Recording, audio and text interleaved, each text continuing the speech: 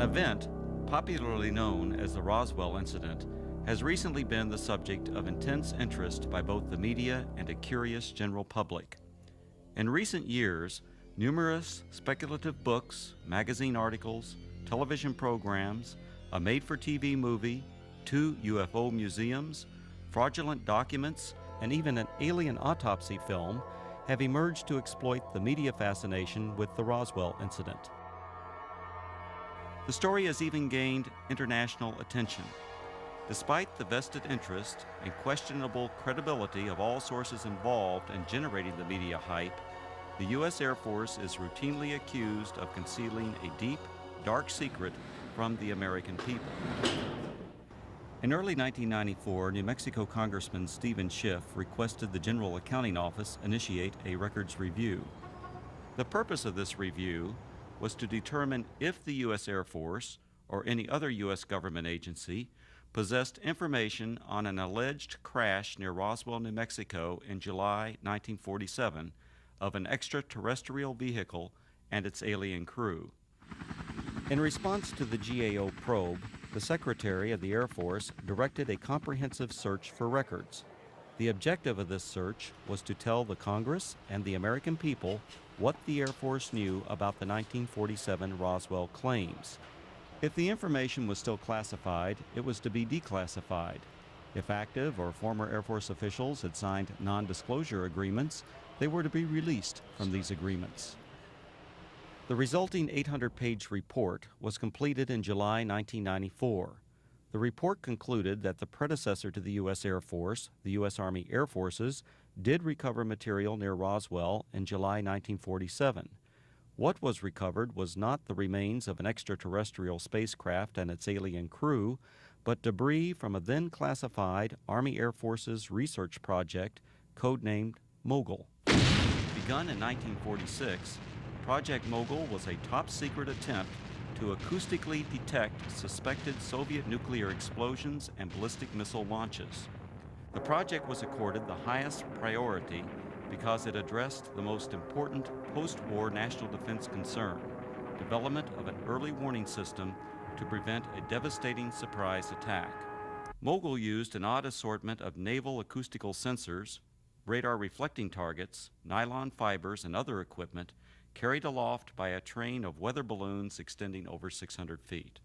Claims that the U.S. Army Air Forces recovered a flying disc near Roswell in 1947 were based primarily on a misidentification of the radar targets, a standard element of weather equipment adapted for use on the long Mogul balloon train. In June 1947, the oddly constructed radar targets were found by a local rancher who later reported the equipment as a flying disc.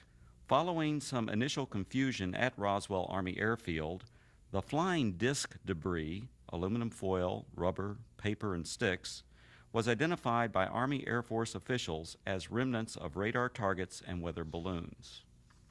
With the positive identification by the Army Air Forces of the debris recovered by the rancher, events that occurred in 1947 were officially resolved and largely forgotten. Initially, the Roswell incident consisted only of accounts of the recovery of a flying disc. In 1947, there were no claims of alien bodies associated with the Roswell incident. The recovery of alien bodies became part of the Roswell story during the late 1970s, with other claims being made in the 1980s and 1990s. These later-day revisions to the Roswell story were often based on anecdotal accounts from second- and third-hand witnesses collected by UFO enthusiasts 40 or more years after the actual event.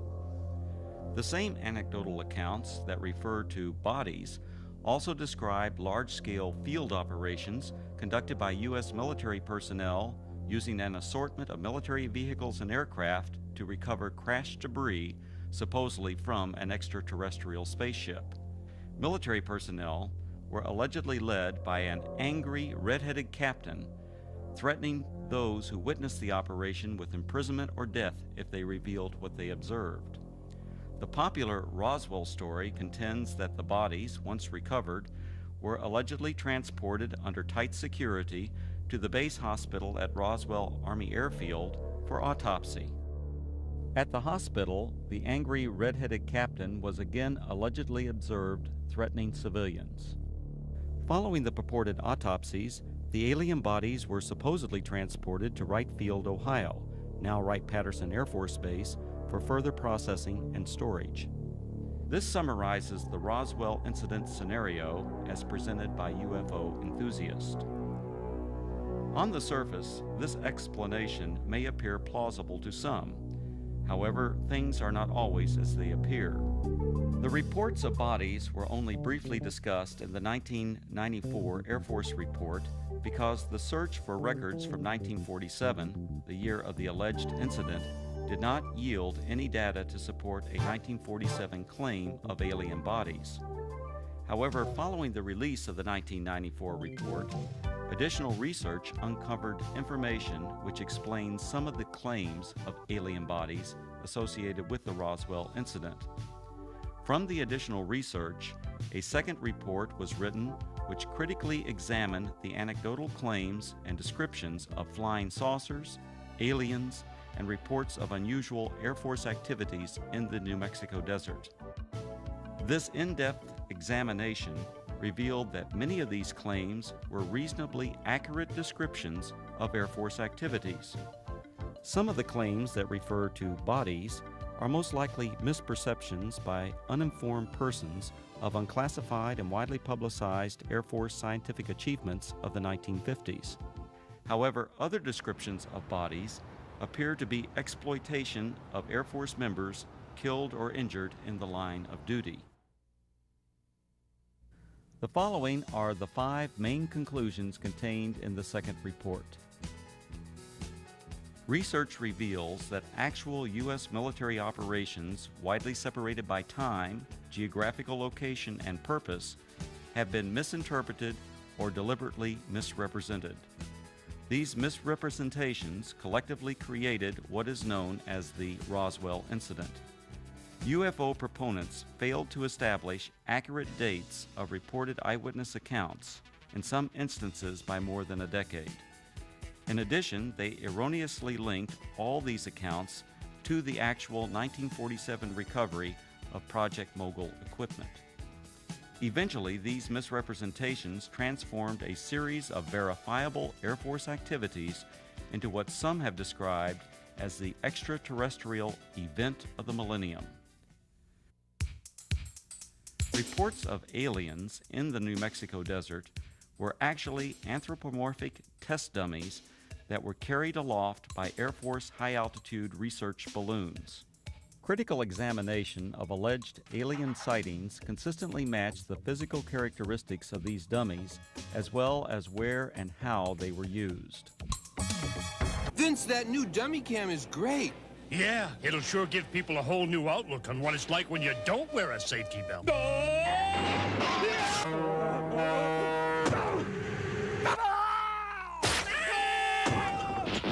I think they'll get the picture.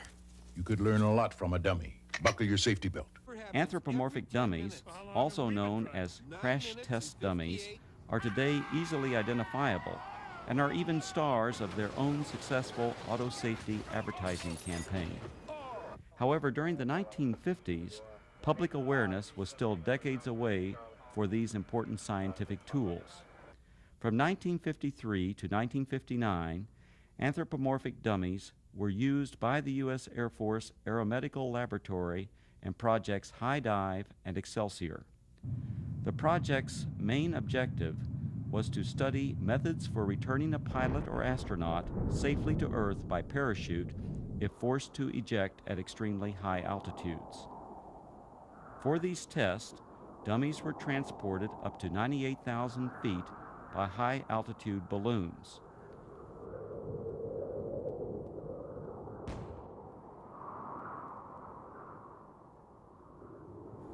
The dummies were released for a free-fall period, during which body movements and escape equipment performance were recorded by a variety of instruments.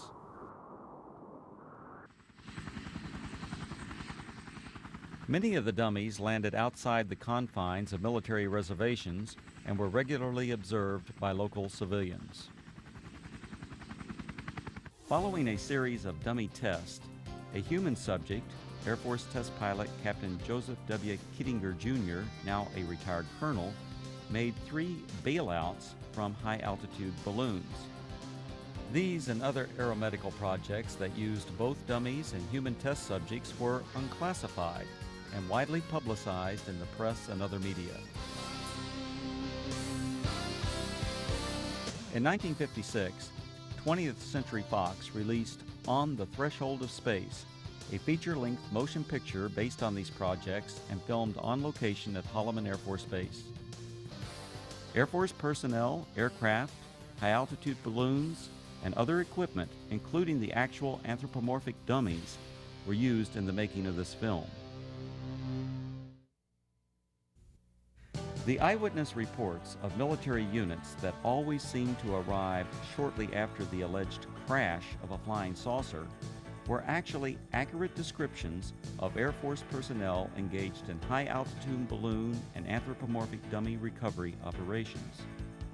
Since 1947, Air Force atmospheric research organizations at Holloman Air Force Base, New Mexico, have launched and recovered approximately 2,500 high-altitude balloons, many in the same areas of New Mexico where the Roswell incident allegedly occurred.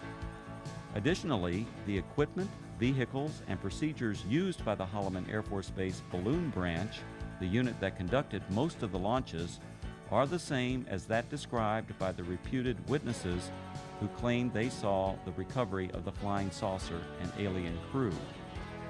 These huge Air Force high-altitude balloons, launched by the Holloman Balloon Branch, carried aloft a wide range of sophisticated and, from most perspectives, odd-looking devices. Much of this equipment was experimental and represented, for that era, the latest in space-age technologies.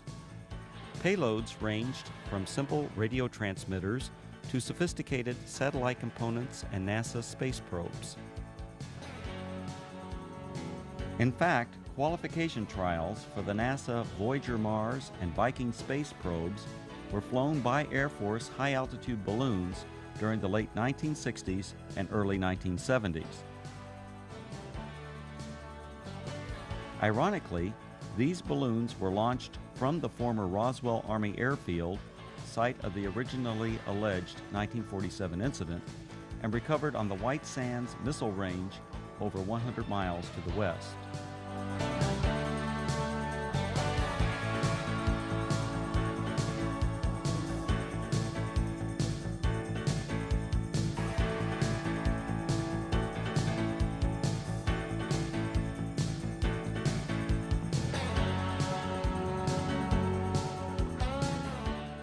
Recovering the balloon payloads was essential for accomplishing the scientific objectives of the high-altitude balloon program.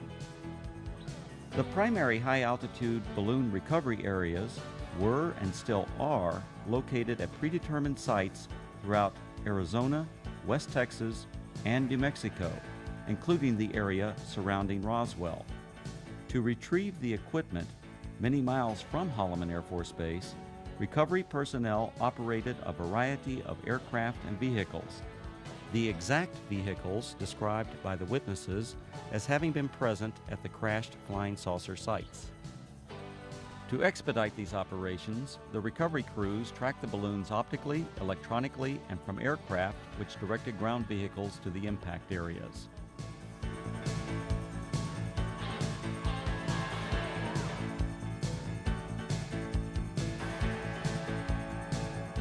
In several of the Roswell accounts, unsubstantiated allegations asserted that military personnel who retrieved equipment from rural areas of New Mexico intimidated and threatened civilians on the scene. On the contrary, Balloon Branch personnel enjoyed good relations with the local community and often solicited their assistance following a balloon or payload landing. In the course of their activities, recovery personnel rented or borrowed tractors, bulldozers, snowmobiles, and even pack mules from local residents. The payloads, parachutes, balloons, and circling chase aircraft often draw crowds of curious onlookers from the local community.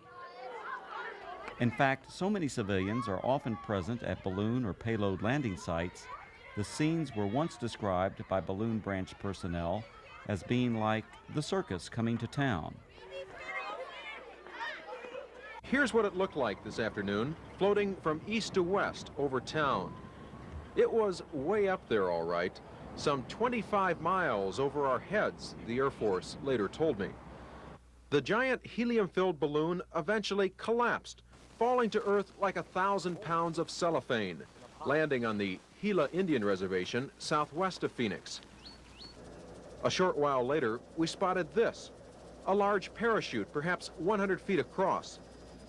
Dangling beneath it was some sort of a silver box that made a rather hard landing. This is what had been attached to that balloon, we would later find out. There were no markings on it, no way at all of telling what it was. Then the Air Force pulled up. Excuse me, we don't mean to be too nosy, but about 1 million people in Phoenix are dying to know. What is it? What is it? Yeah. This is a scientific payload that was launched from Holloman Air Force Base in New Mexico. How far are we? About 400 miles? Okay, it went up to approximately 125,000 feet in the air, carried aloft by an 11 million cubic foot balloon. So there you have it, an Air Force experiment to gather information on gases in the upper atmosphere. Thank goodness it was one of ours. Len Clements, News Center 10. In addition to high-altitude balloons, the Holloman Balloon Branch also launched low-altitude tethered balloons.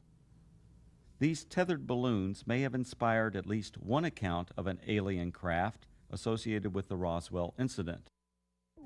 In a popular book, the authors present a drawing of a crashed spaceship, allegedly given to them by an anonymous witness.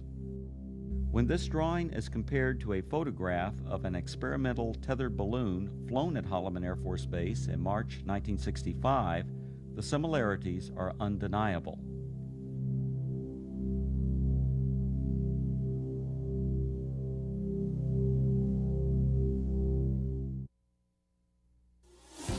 The red-headed captain was probably Captain Joseph W. Kittinger, Jr. Captain Kittinger served as the project officer or pilot in all three of the Air Force's manned high-altitude balloon projects, Man High, Excelsior, and Stargazer. Captain Kittinger was present at many balloon and dummy launch and recovery sites throughout the southwest United States during the 1950s and early 1960s. However, other than the allegations made by UFO proponents, there is no evidence of any kind that Kittinger confronted or threatened civilians. Colonel Kittinger's achievements as an Air Force test pilot are legendary. He has the standing world record parachute jump from nearly 20 miles.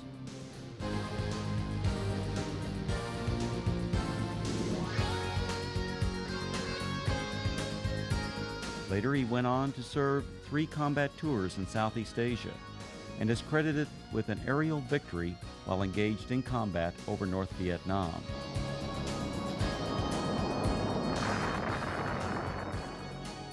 After over 480 combat missions, Colonel Kittinger was shot down over North Vietnam and spent 10 months as a prisoner of war in the infamous Hanoi Hilton before being repatriated in March 1973. Colonel Kittinger made history again after retiring from the Air Force. In 1984, he accomplished the first solo crossing of the Atlantic by balloon. The final and most disturbing conclusion of the second Roswell report is the apparent exploitation of Air Force members killed or injured in the line of duty to perpetuate the alleged sightings of alien bodies. Claims of bodies at the Roswell Army Airfield Hospital were likely a combination of several aircraft accidents and an unusual manned balloon mishap. One aircraft accident occurred on June 26, 1956. 11 Air Force members died when their fully loaded KC-97 tanker aircraft experienced a propeller failure 4.5 minutes after takeoff. The crash site was approximately 9 miles south of the former Roswell Army Airfield, renamed Walker Air Force Base in 1948. The badly burned bodies of the 11 crewmen were identified and processed at the Walker Air Force Base Hospital. The alleged claims of bodies at the base hospital can be traced to a single witness whose descriptions closely matched the condition and the circumstances under which these victims were identified. Furthermore, claims of bodies attributed to specific Air Force personnel are unsubstantiated. Some of these individuals were not even present at Roswell Army Airfield in July 1947. The balloon mishap occurred during a low-level training mission for backup pilots in the Project Excelsior high-altitude manned balloon program. This unusual accident occurred approximately 10 miles northwest of Walker Air Force Base on May 21, 1959. One of the three crewmen, Captain Dan D. Fulgham, now a retired colonel, was injured during landing. Following the mishap, Captain Fulgham and the other balloon crew members were transported to the Walker Air Force Base Hospital via a chase helicopter that followed the training mission for emergency purposes. Upon arrival at the highly secure Strategic Air Command base, the balloon crew was met by armed Air Force security personnel who remained with the crew until their identities were confirmed. As the Excelsior project officer and instructor pilot for this mission, the red-headed Captain Kittinger accompanied the balloon crew to the hospital. At the Walker Air Force Base Hospital, Kittinger and Fulgham were apparently observed by individuals who later related this unusual incident. Elements of this actual event now appear to be part of the Roswell story. Captain Fulgham was treated for an injury that caused his head to swell beyond its normal size. The injury, described as a traumatic hematoma, was not serious.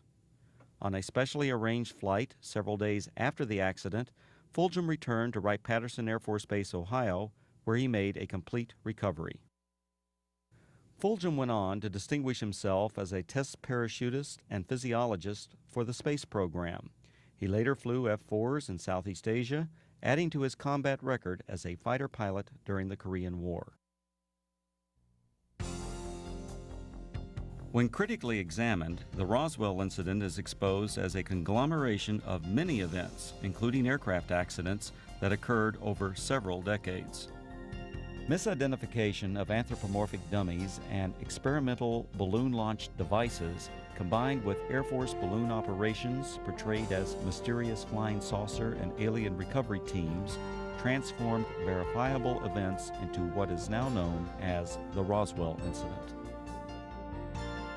The U.S. Air Force and its predecessors have been the unsurpassed innovators in aerospace technology. Legendary Air Force leaders throughout this century have used technological advances to establish the U.S. Air Force as a premier military service.